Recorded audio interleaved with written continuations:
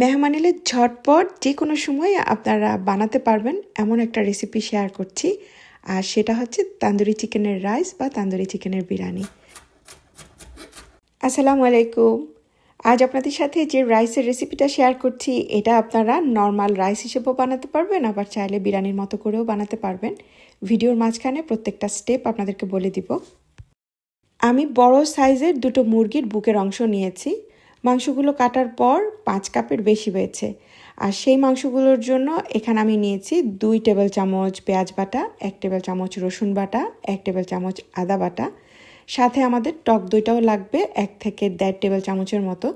Cube ছিল টক দইটা, তো সেটাই আমি একসাথে মশলার সাথে এভাবে ব্লেন্ড করে নিয়েছি। মুরগির মাংসগুলোকে আগে থেকে কেটে নিয়েছি। আজকে রাইস আকারে করব, তাই মাংসগুলোকে 2 ইঞ্চি সাইজের করে কেটে নিয়েছি। তবে আমি হাড় সহ দিচ্ছি, আপনারা চাইলে শুধু মুরগির মাংসটাও দিতে পারেন।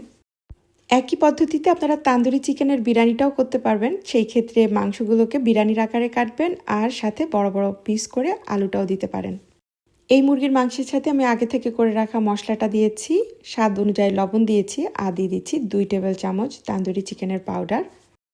আমি জানি অনেকেই আছেন ঝালটা একটু বেশি খান বা মশলাটা একটু ডিপ খান, তো সেই ক্ষেত্রে আপনারা এই তান্দুরি চিকেনের পাউডারটা আর একটু বাড়িয়ে দিতে পারেন।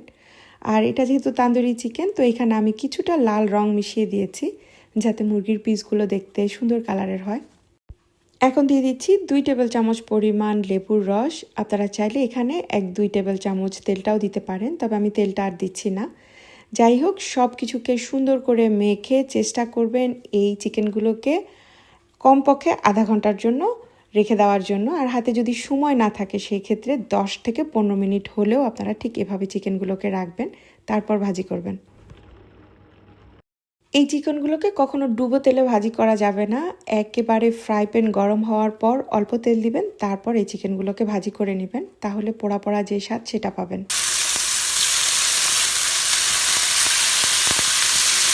আরেকটা জিনিস অবশ্যই খেয়াল রাখবেন, সবগুলো চিকেন কখনো একটা হাঁড়িতে দিয়ে না এই চিকেনগুলোকে পোড়া পোড়া করতে যাবেন না, তাহলে এই চিকেন থেকে যথেষ্ট পরিমাণ পানি বের হয়ে এই চিকেনগুলোকে সিদ্ধ করে দিবে। আর পোড়া পোড়া ফ্লেভার বা তান্দুরি চিকেনের যে ফ্লেভার সেটা আপনারা আর পাবেন না।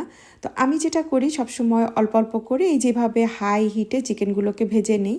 ভেতরটা কম হলেও চলবে, যেহেতু এটা পরে আমরা রান্না করব। এই চিকেনগুলোকে ভাজি করার সময় অবশ্যই আগুনটা হাই হিটে রাখবেন। উপরটা যত সুন্দর পোড়া পোড়া করতে পারবেন এই ফ্লেভারটা তত বেশি পাবেন। তবে একটা জিনিস অবশ্যই খেয়াল রাখবেন, এটাকে অনেকক্ষণ রাখবেন না। এগুলোকে বেশিক্ষণ ফ্রাই প্যানে রেখে ভাজি করলে আবার চিকেনগুলো শক্ত হয়ে যাবে। তো আমি 2 ভাগে এই চিকেনগুলোকে রেডি করে নিয়েছি। এখন ফ্রাই প্যানে এগুলোকে একসাথে করে এর মধ্যে একটু কয়লার ফ্লেভারটা দিব। কিছু ফয়েল পেপার দিয়ে একটু বাটির মতো করে রেখেছি। আর এখানে কয়লাকে আগুনে ভালো করে গরম করে তারপরে ফয়েলে রাখছি। এরপর উপর থেকে 1 চা চামচ ঘি দিয়ে দিব, আপনারা তেলটাও দিতে পারেন। ব্যাস, এবার ঢাকনা দিয়ে এটাকে একটা পাশে রেখে দিব। এই চিকেনগুলোর মধ্যে খুব সুন্দর গ্রিলের একটা ঘ্রাণ হয়ে যাবে। আমাকে অনেকেই বলেন এই কয়লা আমি কোথায় পেয়েছি। আমাদের এইখানে আসলে গ্রিলের জন্য কয়লাগুলো পাওয়া যায়, যে কোনো সুপার মার্কেটেই আপনারা পেয়ে যাবেন। তবে বাংলাদেশে যারা আছেন তাদেরকে বলবো ভারী টাইপের যে কোনো একটা কাঠকে চুলার আগুনে ভালো করে পুড়িয়ে নেবেন। একটা কয়লার টুকরো আপনারা রেখে দিবেন, বহু বছর আপনারা এই কয়লাগুলো ব্যবহার করতে পারবেন, যেহেতু এই কয়লাটা আসলে পুড়ে ক্ষয় হয় না। আমি আলাদা একটা হাঁড়িতে 700 গ্রামের মতো চাল ফুটতে দিয়ে দিয়েছি। আর এই পাশে 1.5 কাপের মতো পেঁয়াজ, সাথে 1 টেবিল চামচের মতো রসুন একসাথে ভুনে নিয়েছি। তারপর আমি 1 টেবিল চামচ আদা দিয়েছি। এরপর এখানে অ্যাড করে দিয়েছি প্রায় হাফ কাপের মতো টমেটো। আর সাথে আবারও দিয়ে দিলাম 2 টেবিল চামচের মতো টক দই।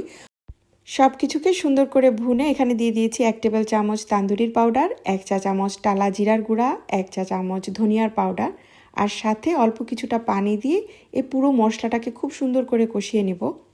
যেহেতু চিকেন আগে থেকেই রেডি করা, তাই রান্না করতে খুব একটা সময় লাগবে না, তাই আমি আগে থেকে এই মশলাটাকে একটু বেশি করে কষিয়ে নিচ্ছি।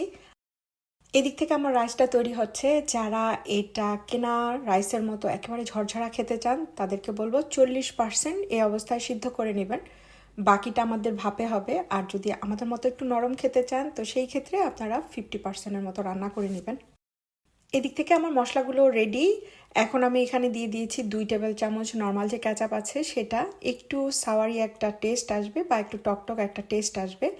এখন দিয়ে দিচ্ছি গরম পানি। এখানে পানিটা খুব বেশি দিবেন না, তাহলে হবে কি ওই যে সুন্দর করে তৈরি করে রাখা চিকেনটা ওটা নর্মাল যে মুরগির মাংস সেরকম হয়ে যাবে বা নরম হয়ে যাবে। আমি এখানে 1 কাপ পানি দিয়েছি। যখন ঝোলটাতে বলক এসেছে তখন চিকেনটা দিয়ে দিচ্ছি। এই পানিতে চিকেনগুলো খুব বেশি সিদ্ধ করব না, একটা বলক চলে আসার সাথে সাথেই এখানে আমি রাইসটা অ্যাড করে দিব। তো এটা কিন্তু খুবই ইম্পর্টেন্ট এই রাইসের ক্ষেত্রে, চিকেনটাকে খুব বেশি কুক করা যাবে না। আর এই যে রাইসটা দেখতে পাচ্ছেন এটাকে আমি 50% কুক করেছি। এখন রাইসগুলো চিকেনের সাথে খুব সুন্দর করে মিলিয়ে এটাকে ঢাকনা দিয়ে 20 মিনিটের মতো রেখে দিব। আপনারা যদি বিরিয়ানিটা করেন তো সেই ক্ষেত্রে একই প্রসেসই থাকবে, শুধু এই সাথে আমি কিছুটা আলু একটু কালার দিয়ে ভেজে একই সাথে মিক্সড করে ঢাকনা দিয়ে ঢেকে দিব। তান্দুরি চিকেনের যে কোনো জিনিসের সাথে পুদিনা পাতার ঘ্রাণটা খুব ভালো যায়। তো আমি এখন যেটা করব এখানে 1/2 কাপ ধনিয়া কুচি, 1/2 কাপ পুদিনা পাতাও দিব, আর দিয়ে দিচ্ছি বেশি করে বেরেস্তা। আজকে আমার কাছে ফ্রেশ পুদিনা পাতা ছিল না, তো আমি যেটা করছি ডিপে থাকা পুদিনা পাতাটাই দিচ্ছি। আমি সবসময় আমার ডিপ ফ্রিজে ধনিয়া পাতা এবং পুদিনা পাতাটা রেখে দেই। এই যে যেমন ধরেন আজকে আমার ফ্রেশ ছিল না, তাই আমি ডিপে থাকা জিনিসগুলোই ব্যবহার করতে পারছি। আর আমার ফেসবুক পেজ এবং ইউটিউব চ্যানেল 2 জায়গাতেই এই জিনিসগুলো কিভাবে সংরক্ষণ করতে হয়, কিভাবে কালারগুলো সবুজ রাখতে হয় তার অনেক অনেক টিপস আছে, আপনারা চাইলে সেখান থেকেও ওগুলো দেখে আসতে পারবেন। সব কিছুকে সুন্দর করে মিলিয়ে নিয়েছি, আর চালগুলো এখন অর্ধেকটা সিদ্ধ, বুঝতেই পারছেন যখন ফাইনাল ভাপ দিব তখন আরও কিছুটা হয়ে যাবে। আর এর মাঝে আমি কয়লার দমটা আবারও দিয়েছি যাতে করে রাইসটার মধ্যে খুব সুন্দর একটা ফ্লেভার চলে আসে।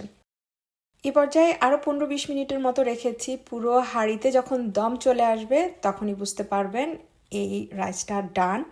আর এই যে দেখতে পাচ্ছেন আমি একটু নরম রেখেছি, তবে আপনারা যদি আরও শক্ত রাখতে চান সেই ক্ষেত্রে চালটাকে 40% করে নামাবেন, ব্যাস তাহলেই হবে। এটা এমন একটা রাইস আপনারা চাইলে এটা সালাদ দিয়ে এমনিও খেতে পারেন, চাইলে এর সাথে যে কোনো গ্রিল কাবাব বা শিক কাবাব সেটাও খেতে পারেন। যেভাবেই খান না কেন এটাকে যে কেউই বলবে এটা অসাধারণ একটা খাবার। আলহামদুলিল্লাহ, আমার বাসায় প্রায়ই হুটহাট মেহমান আসে, যার কারণে আমাকে মাঝে মাঝে এভাবে ফাঁকিবাজি কিছু আইটেম তৈরি করতে হয়, যেগুলো আপনাদের সাথে বরাবরই আমি শেয়ার করে এসেছি। আমি আগেও বলেছি আমি প্রফেশনাল না, যার কারণে আমি আমার মতো করে বা সহজ করে যেভাবে কাজগুলো করা যায় সেভাবেই করছি, আর এই চ্যানেলে আপনাদের সাথে সেই রান্নাগুলোই শেয়ার করছি। রান্না চ্যানেলের মতো গুছিয়ে সুন্দরভাবে আপনাদের সাথে ভিডিও হয়তো বা আমি শেয়ার করতে পারবো না, তবে আমার এই ঝটপট বা ফাঁকিবাজি রান্নাগুলো চেষ্টা করব আপনাদের সাথে অনিয়মিত হলেও শেয়ার করে যাওয়ার জন্য। জীবনের নিয়মিত রুটিনে কিংবা মেহমান এলে যখন যা করছি সেখান থেকেই ভিডিওগুলো করছি, আর সেই ভিডিওগুলোই আপনাদের সাথে শেয়ার করছি। আশা করছি ব্যাপারটা আপনারা বুঝবেন। আজকের মতো বিদায় নিয়ে নিচ্ছি।